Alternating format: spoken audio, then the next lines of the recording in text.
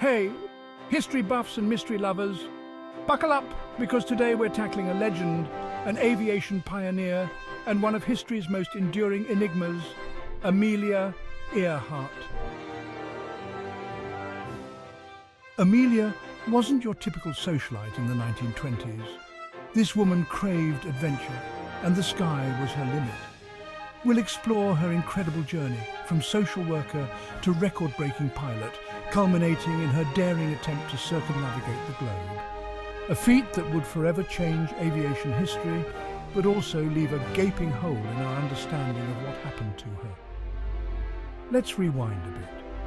Amelia wasn't born with a silver spoon. She was a go-getter, working odd jobs to afford flying lessons. Her first time in a plane, legend has it she said, "I knew I had to fly."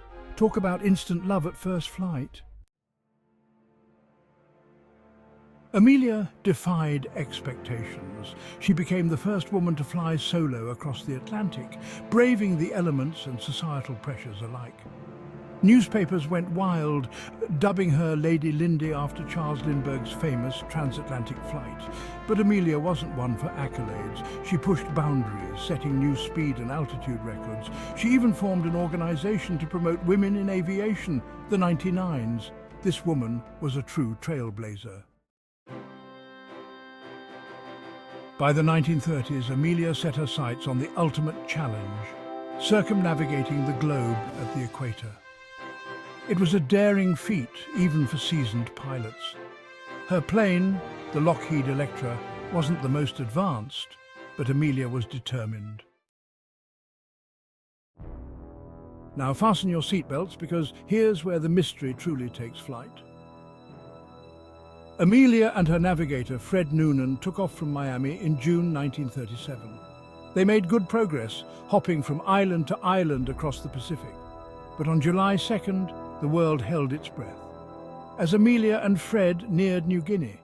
The next leg would take them to Howland Island, a tiny speck in the Pacific Ocean and one of the most challenging navigational feats of their journey. In the early hours of July 2nd, 1937, Earhart and Noonan took off from Leh, aiming for Howland Island.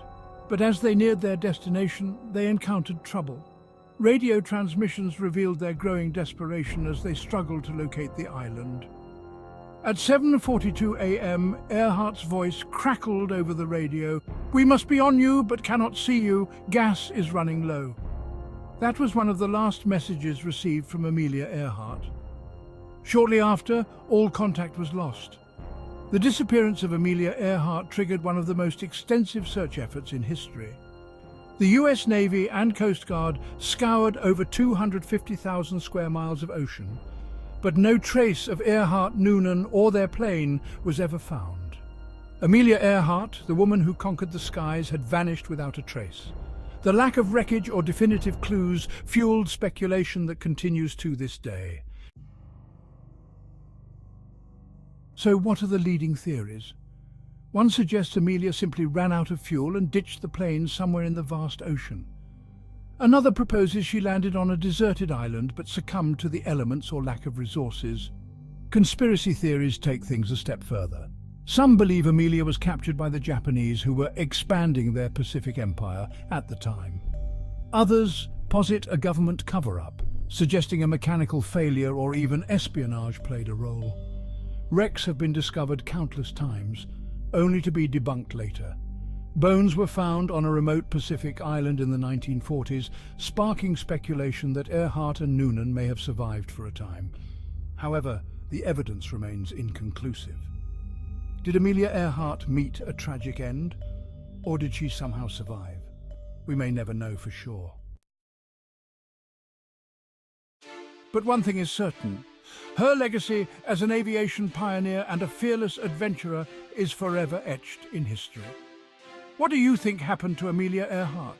Become an armchair detective and share your deductions in the comments. Don't forget to subscribe for more documentaries that will have you questioning everything you thought you knew.